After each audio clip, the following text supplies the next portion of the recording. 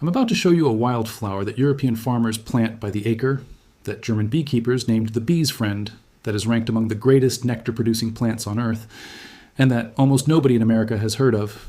And here's the part that makes it genuinely absurd. This plant is a Native American wildflower.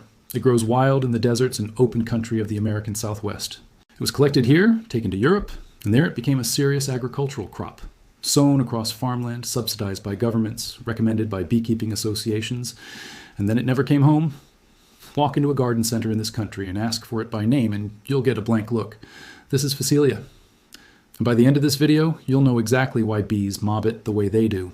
The two other jobs it does in your soil that have nothing to do with pollinators, the honest reason it never caught on in the country it came from, and exactly how and when to sow it. Because right now, in late summer, you're standing in one of the two best windows of the year to do it. But let me start with the problem it solves, because you've probably run into it without naming it. Every spring, well-meaning gardeners buy a packet of bee-friendly wildflower mix, scatter it, and get a pretty patch of flowers. And it's fine. But if you actually stand there and watch, you notice something disappointing. Not a lot of bees, a few here and there. The mix looked good on the packet, but the plants inside it are mostly chosen because they're colorful and easy, not because they produce serious nectar. Meanwhile, the pollinators everyone says they want to help are out there looking for real food, especially in the back half of summer when the big spring bloom is over and the landscape goes quiet and green and empty. That gap, late summer when there's plenty of leaf and very little nectar, is one of the hardest stretches of the year for bees. And it's exactly the gap this plant fills, and it matters more than it used to. Pollinators are under real pressure. Habitat loss, fewer flowering field margins, vast stretches of lawn and pavement where meadow used to be. You can't fix that from your back garden. But the one thing a garden genuinely can do is provide food, and food at the right time. A bee doesn't need your sympathy. It needs nectar in August. Which is why the single most useful question a gardener can ask isn't what looks pretty. It's what is actually blooming here when the rest of the neighborhood has nothing left. So let me introduce it properly. Its full name is Phacelia tenacietifolia, and you'll see it sold as lacy Phacelia, purple tansy, or fiddleneck. Quick note on that last set of names. Because they cause confusion, some sellers call it blue tansy, which is also the name used for a completely different plant that produces a famous blue essential oil. They're not the same thing. If you want this one, look for Phacelia, and preferably the full botanical name on the packet. It grows into a knee-high plant with soft, deeply cut, ferny foliage, and then it throws up its flowers. And the flowers are the reason for everything. They come in tight, coiled clusters that unroll slowly, like the neck of a fiddle straightening out, opening a few blooms at a time. The color is somewhere between lavender and blue-violet with long stamens sticking out, so the whole patch looks slightly fuzzy from a distance. It's genuinely beautiful, but the bees don't care about that. Here's what the bees care about.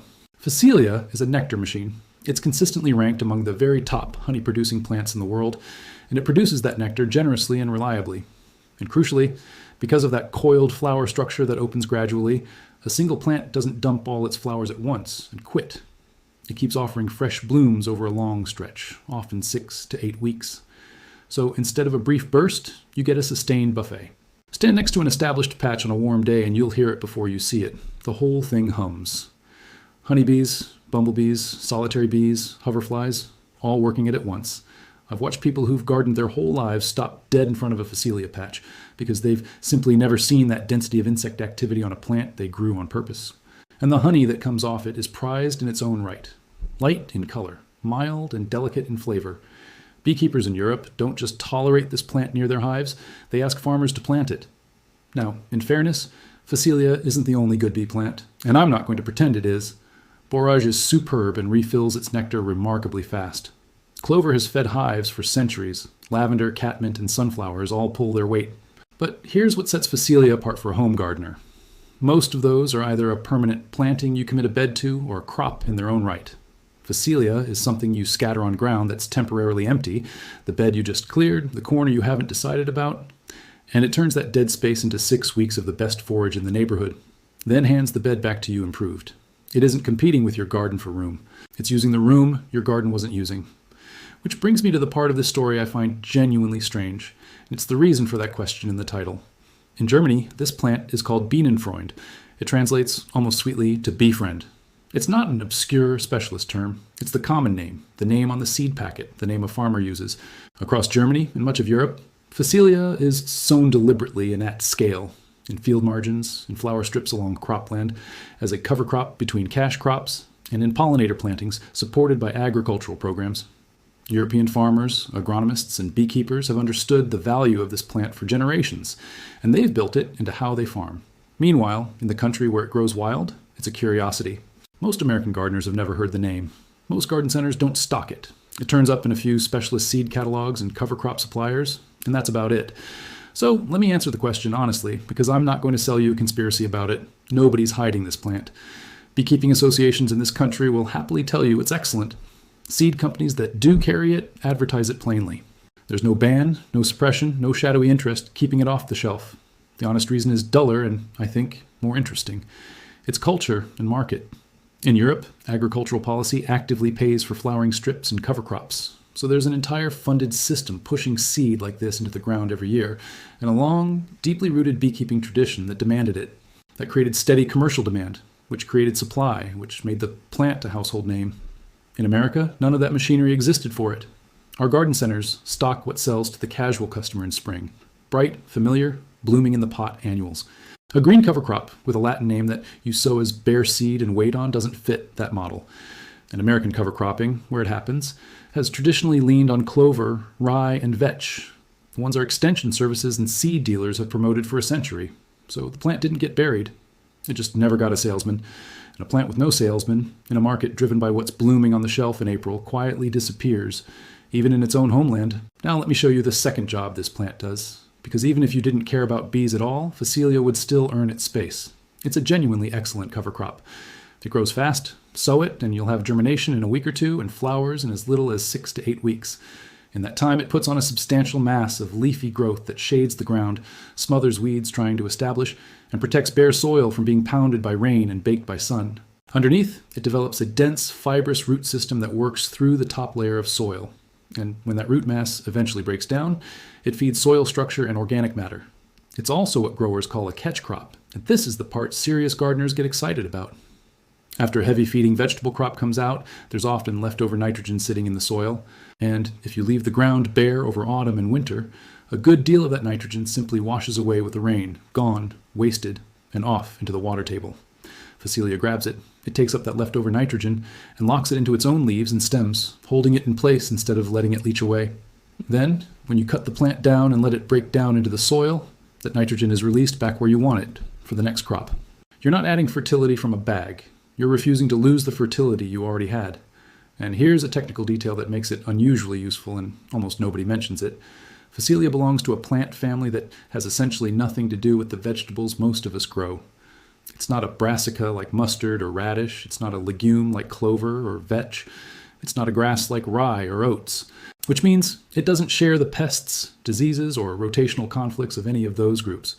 If you've ever hesitated to sow a mustard cover crop because you grow cabbages and don't want to feed the same soil-borne problems, or skipped a rye cover because of what follows it, Phacelia sidesteps all of that. You can slot it into almost any rotation anywhere without creating a rotational headache.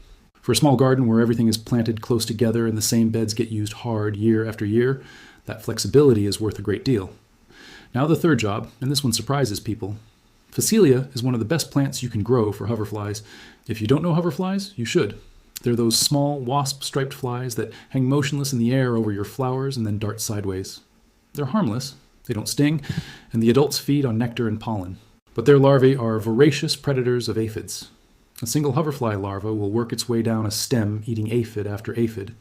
Growers deliberately plant flower strips to attract hoverflies precisely for this reason, as living pest control, and Phacelia is one of the standard plants used for it. So put those three things together and look at what you actually get from one packet of seed. A sustained, high-quality nectar source through the hardest part of the season for pollinators. A fast cover crop that suppresses weeds, protects your soil, and catches nitrogen that would otherwise wash away. And an insectary plant that recruits a small standing army of aphid predators into your garden. There aren't many plants that do one of those jobs well.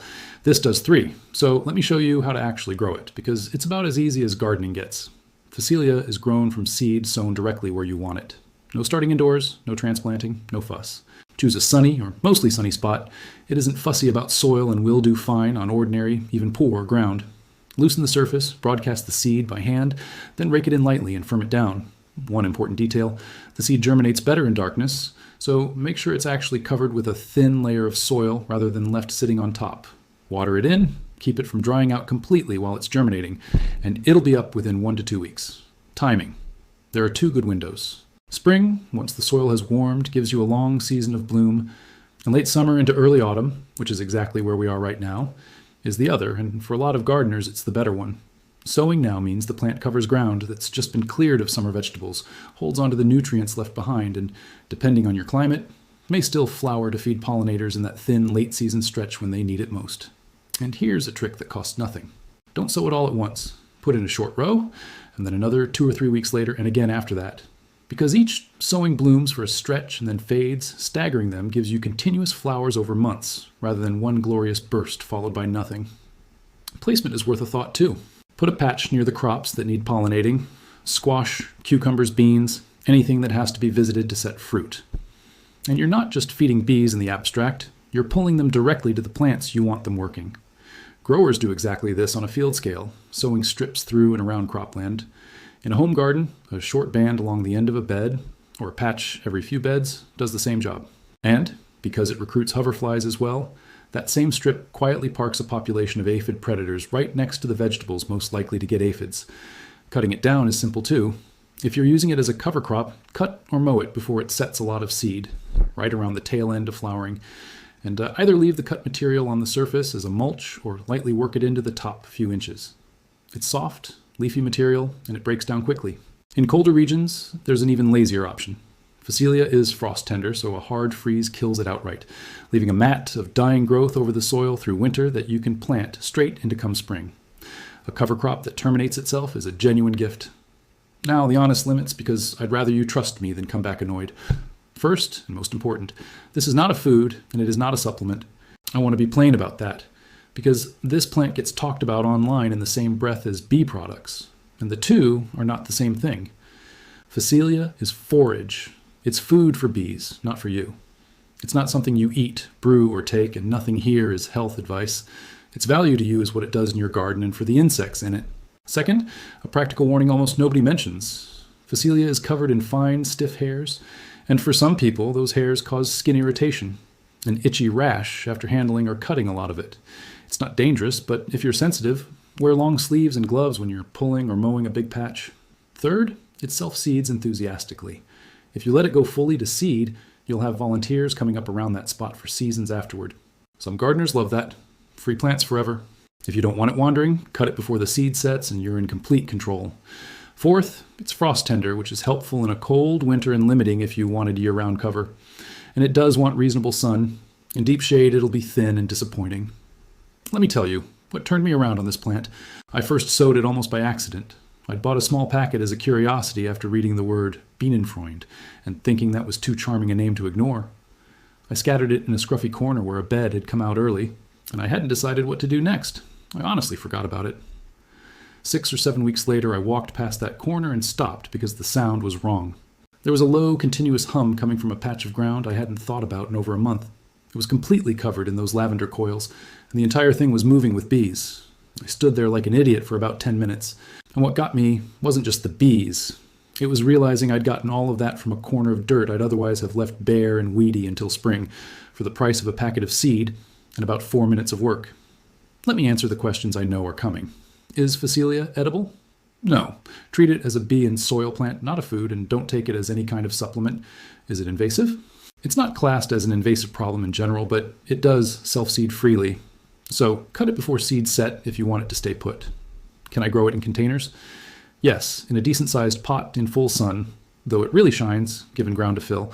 When exactly should I sow it? Spring after the soil warms, or late summer into early autumn. And stagger your sowings a few weeks apart for continuous bloom. How long from seed to flower? Often just 6 to 8 weeks, which is remarkably fast. Do I have to dig it in? No. Cut it and leave it on the surface as mulch, or let a hard frost kill it and plant through the residue in spring. Will it really bring in bees if I only have a small garden? Yes, and that's the fun of it. Even a modest patch pulls in noticeably more pollinators than the flowers around it. Where do I even buy it? Cover crop and specialist seed suppliers, and increasingly the pollinator sections of better seed catalogs. Look for Phacelia tenicetifolia on the packet. Does it need fertilizer? No? It grows happily on poor ground, and feeding it only produces soft, floppy growth you did not really want. So here's the whole of it. There's a wildflower native to the American Southwest that ranks among the finest nectar plants on the planet, that German farmers named the bee's friend, that Europe sows across its farmland every year on purpose, and that almost nobody in the country it came from has ever planted. It wasn't banned, and it wasn't buried. It simply never had anyone selling it here, in a market that only stocks what blooms in a pot in April. It feeds pollinators through the hungriest stretch of the season. It covers and protects your soil and catches the nitrogen you'd otherwise lose, and it recruits an army of aphid-eating hoverflies into your garden. It costs a few dollars a packet, it takes minutes to sow, and right now is one of the 2 best times of year to do it. So tell me down in the comments, had you ever heard of Phacelia before this video? And what are you doing with your beds as the summer crops come out? I read every single one. Next time, I'm going to show you another cover crop that quietly does the hardest job in the garden, breaking up compacted, rock-hard soil without a shovel, a tiller, or a single hour of digging. Subscribe so you don't miss it, and remember, the best things in a garden are usually the cheapest ones nobody bothered to tell you about.